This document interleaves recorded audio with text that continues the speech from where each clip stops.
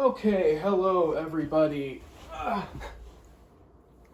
Welcome back. Welcome back to in-person schooling.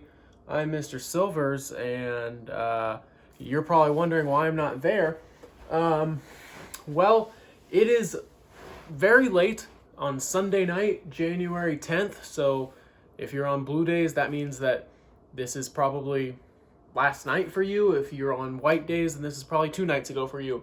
It's very late. It's almost Monday morning at this point, and I am recording this lesson because I am currently quarantining. I have not tested positive, but somebody who I am in close contact with on a daily basis has tested positive, so I will be out for the time being.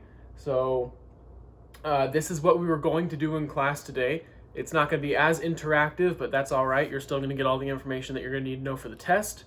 I'm okay. I don't have any symptoms. I'm asymptomatic.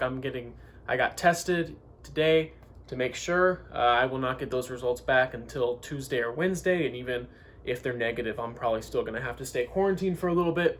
So I'm going to run through this video with you. Your assignment for today, if you look on the Google Classroom page, make sure you take out your Chromebook, is to do the questions that go with today's video. So I've posted questions for today's video. I know it's in person and you're not used to having questions posted when you're in person.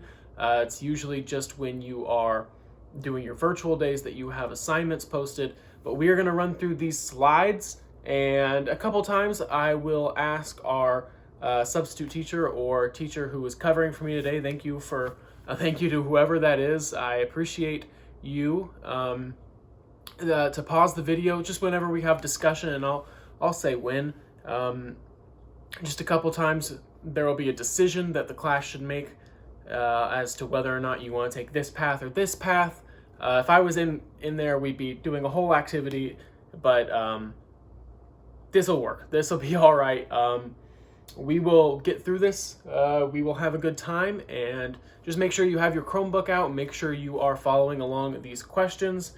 I know it's our first day back, so I do want to go over a couple things. First and foremost, your assignments are going to keep being due on Sunday night at midnight each week. So your assignments for the week, those are due on Sunday night. Make sure you get those turned in every Sunday. Make sure you are wearing your mask at all times. Make sure that you have your cell phones put away. I'm not there right now, but we are going to have a new cell phone policy when I get back. And make sure that you are not giving the substitute teacher a hard time, because the substitute does have my email, and they will be notifying me if there is anybody in the classroom who is misbehaving while I am out. So without further ado, we are going to go ahead and get started on this lesson. And just let me know if you guys have any questions. I am filming this from my house, so that is why everything looks very different. So please do let me know if you need anything at all. All right, so we are going to go ahead and get started. So we are talking about the battles that took place during the American Revolution today, and the next time you see us, and the next time, we're breaking this down to where you will be. Okay, I'm gonna slide in here so you guys can see me. I'm sorry, I'm playing all this by ear. It's too late to have thought out a plan for how to do this. My brain isn't working quite correctly. That's what happens when it gets later at night. So I'm just winging all of this, but it's fine because you can listen to me ramble forever because it's a 55-minute class. So on the days that you come in person, we are going to be talking about the battles that took place during the American Revolutionary War. If you did the assignments from last week, you should remember the American War for Independence and the American Revolution are two separate things. So when we talk about the American Revolution, we are talking about the building of the country. So we are talking about the First and Second Continental Congress. We're talking about the Declaration of Independence. We're talking about all of these things that help build the country. When we're talking about the American Revolutionary War, that's something different. That's the war that took place between the colonists and the British, the fight for independence, all of that. And so they're two separate things. So when you go home on your virtual days, you'll be learning about the American Revolution. So the First and Second Continental Congress, the things that help build the country and the government. And when we're here, you're going to be learning about the war, what happened during the war, those specific battles, what took place, and all of that. So today we are going to start the first process of that. We are talking about these early battles in and around New York. So first and foremost, just a discussion question. If you were the British Army, where would you attack first? So you have the 13 colonies here. If you were the British Army, where would you decide to attack first? So just by looking at this, just think to yourself. If you want to pause the video, you can. If not, that's okay. Just based on this, where do you think you would attack? And I would give my answer. I would most likely, if I was Great Britain, which remember is all the way over here, I would most likely bring an attack probably here, where there seems to be this big insertion of water. You could go deep into the colonies that way, or up there doing the same thing. So what we will learn is that the first place that Great Britain is going to attack is this island right here, which is Long Island. Okay, so the early battles around New York. So what led to the fighting? We need to know that. We need to know what led to the fighting. So before we can get to the war and the battles and the fighting, we need to know what happened beforehand, so we have some context. So we know that the colonies are going to declare their independence from Great Britain on June 4th of 1776. So the colonies are officially going to decide that they are an independent nation. Remember, they had the First Continental Congress, and they decided, we just want to tell the king what's going on and why we're upset.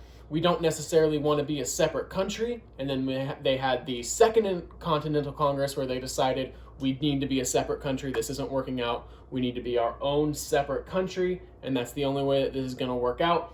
They drafted the Declaration of Independence, and that all happened during the Second Continental Congress. They had Thomas Jefferson to write up the Declaration of Independence. That summer, George Washington is tasked with organizing the Continental Army. So they say, Thomas Jefferson, you write the Declaration of Independence. George Washington, you get the army ready. You get the army together, make sure that we have an army, because when we declare our independence, it's going to be a war. It's going to be a battle. Great Britain's not just going to say, okay, have a good time, bye, sorry it didn't work out. It's not that easy of a breakup. Great Britain's going to fight it, and the colonies have to be ready. So Britain is going to respond with a massive seaborne attack. So the British Navy is the most powerful force in the world at this time. More powerful than any army is the British Navy. They are massive, and there's just nothing that you can do to stop the British Navy at this point. Or at least that's the thought. So the king is going to send hundreds of ships carrying thousands of soldiers to America to put down the rebellion, because they don't see this as a revolution. They don't see this as a war. They just see this as a small uprising. Send some soldiers over there. It'll all be okay. Among the soldiers are about 9,000 Haitians, German mercenaries, hired to help the British. So they didn't really send their own troops. They just hired other people who would fight for them for money. So instead of sending their own troops, that just shows you how little they really thought about this rebellion. They really didn't consider it to be anything more than a small rebellion that could be easily defeated.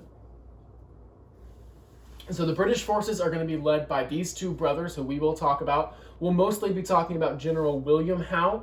He's going to lead the army, and Admiral Richard Howe, he's going to be in charge of the Navy. So these two guys are brothers, and they are going to be in charge of the British Army together. We'll mainly talk about General William Howe, and we'll talk about why we don't talk about him later, probably next time I see you. So the Battle of Long Island. This is going to be the first place that the British are really going to attack. It's the first target for the British. It's Long Island, New York, right here. If we go back to that map that I first showed you, you see the 13 colonies here. You can see this little island jetting out here. That's Long Island, so that's where they're going to attack first. So 15,000 British troops land at the end of Long Island, and the Americans are immediately outnumbered. I mean, 15,000 troops, that's way more troops than the colonists can afford to have in one place at one time. So they're completely outnumbered when this happens. And although the Continental Army holds the high ground, they leave important passes unguarded, and I'll show a graphic of exactly what happened there. Thousands of British soldiers march through the pass and surprise Americans, and the colonists break their lines and run. So you see here in red, you're going to have Clinton, Grant, and I can't even pronounce that guy's name. I'm not even going to try. But you have these forces that are led by those generals in red, and then in blue you have the Continental Army. So down here is where the British come up. They attack here, and Clinton is going to take his army, and they're going to come around this way, and they're going to surround the Continental Army. And in case you didn't know this about old ways of fighting, if you surround another person's army, they're done. If you're getting attacked from this way and then you turn around and you're also getting attacked from this way, there's just not a whole lot of ways that you can prevent that from happening. The colonists have to retreat. This is just a picture of the colonists retreating. So that is George Washington. Washington was in charge of the armies at Long Island. So this is just a picture of them retreating. So this is part of the game that we were going to play, but I'm just going to have it be open discussion instead of the game. If I get to come back next week, we'll play the game.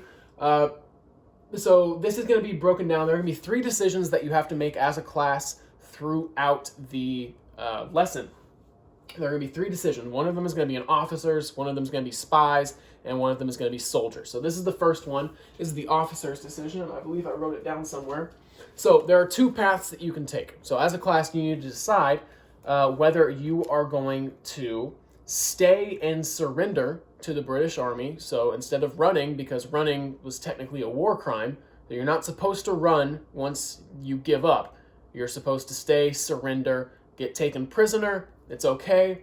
And once the war is over, you get released. That's the way that's supposed to work. Or are you going to sneak away in the middle of the night, leave some people behind to leave some fires going so the British Army thinks you're still there, and get away in the middle of the night? So if whoever is the substitute teacher, if you would pause the video now and let the students kind of discuss that for a little bit, and once they seem to have a consensus, you can go ahead and start the video back.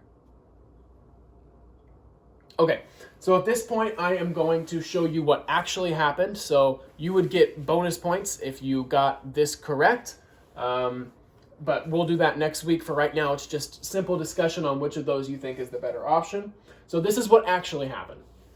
So they are going to retreat. They're not going to surrender. They're going to retreat. And instead of surrendering, Washington is going to order his men to secretly and silently escape across the East River in the middle of the night. And they are going to leave a couple of people behind to keep campfires going, so it looks like there's a lot more people down there than they are.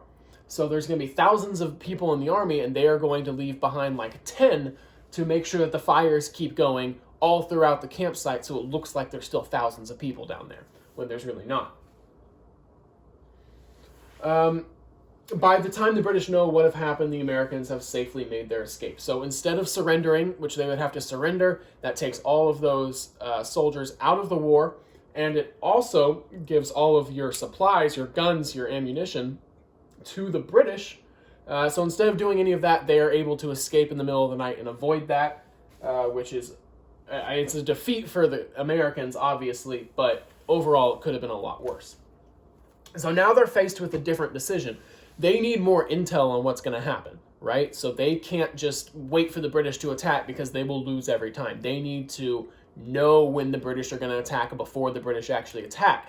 So a big part of warfare at the time were spies. So you would send spies dressed in British clothing to go find out where the British were going to attack and then report back. So as a class, you need to decide whether or not right now is the correct time to send a spy. So are you going to send a spy to the British Army and try to find out what's happening, or are you going to not send the spy right now? So go ahead and pause the video and have a little bit of a discussion, and then click back on play once the class seems like they've made a consensus. Okay, at this time, I'm going to go ahead and reveal what happened. So they did decide to send a spy. So they're going to send a man, his name is Nathan Hale, to gather intelligence, but he's only going to be there for a few days because he's going to be captured. The British are going to find out that he's not really who he says he is. He's going to be captured and he is going to be hanged. So It's kind of a double-edged sword here because Nathan Hale was killed, which is a big strike to morale.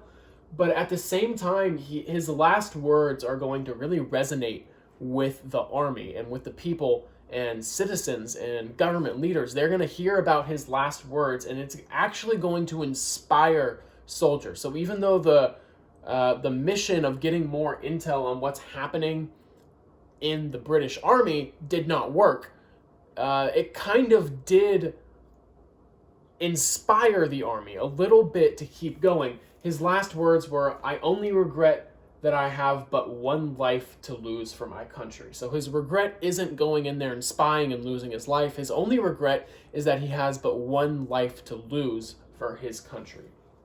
So that's going to inspire the army. Unfortunately, it's not going to translate to victories. The British Army is still way bigger and more technically sound, advanced, trained. They're just better than the Continental Army. So the British Army is going to keep racking up victories. They're going to take New York City on September 15th, 1776. The British are easily going to take control over New York City. Hardly anything to even talk about there. Then we have these forts. There are a couple forts that are going to be very, very important for the Continental Army to hold on to and not let go, because they have ammunition and guns there that they cannot afford to give to the British.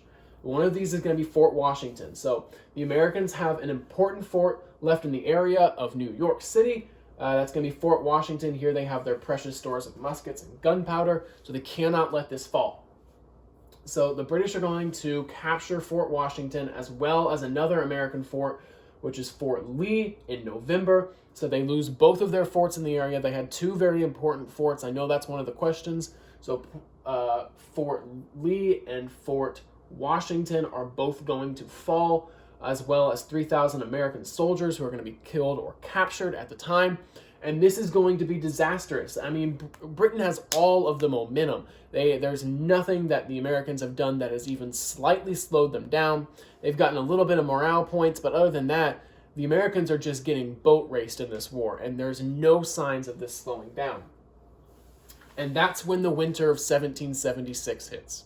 All right, that's when the winter comes. And another thing that you need to know about war during this time is when the winter comes, the fighting stops.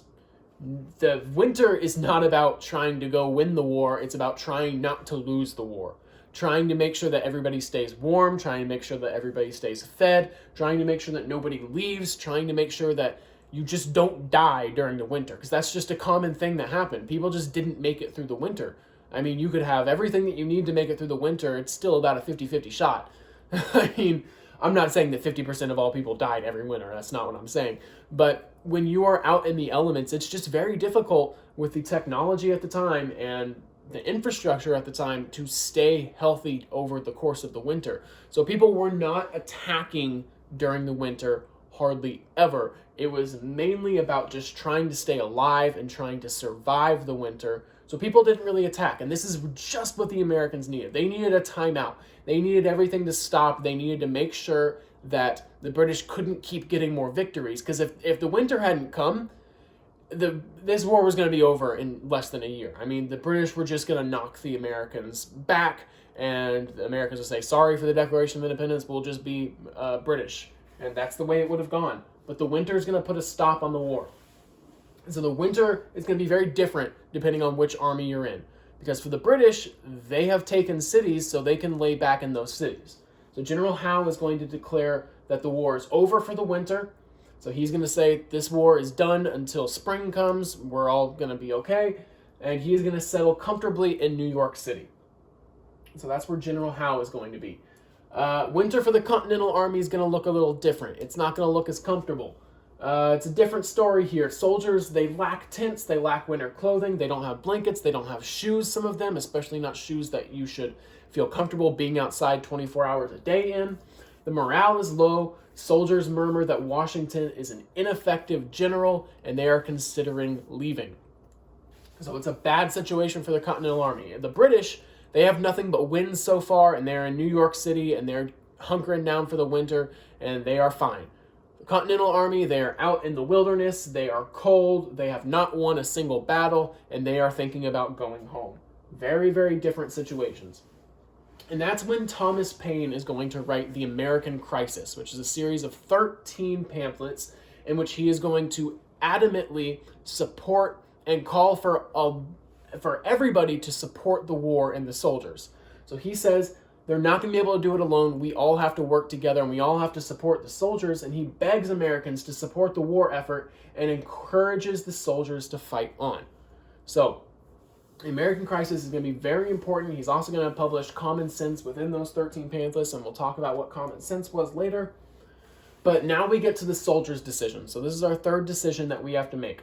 And the decision's very easy. Is if you were a soldier, would you choose to leave during the winter and come back when the fighting is ready in the spring? You don't have the materials to get through the winter, and you know that, so you just want to survive the winter, go home, and then come back in the spring, or tough out the winter, stay there, and hope that you don't die.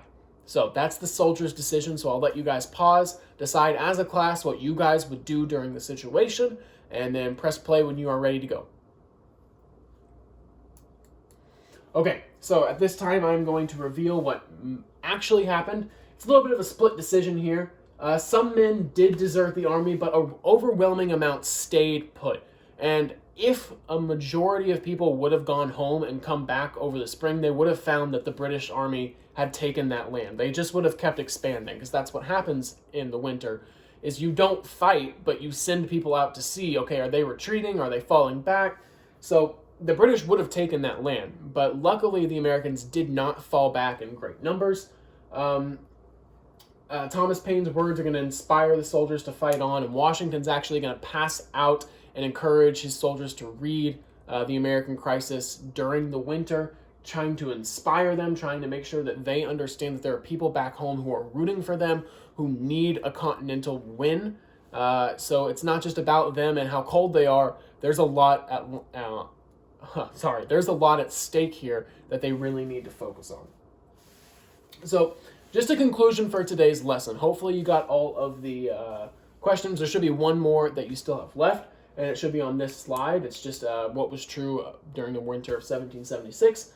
So the Continental Army has lost every major battle so far. Support for the war effort has dwindled with every loss. I mean, you can imagine every time that the Continental Army reports that they've lost another battle, the public has to keep thinking, okay, is this really a good idea for us to be doing right now? It's just natural. The British are celebrating and believe that the war is going to be over soon. And the big question right now, can George Washington lead the army to even one victory? Because even one victory might be able to turn the tide of the war.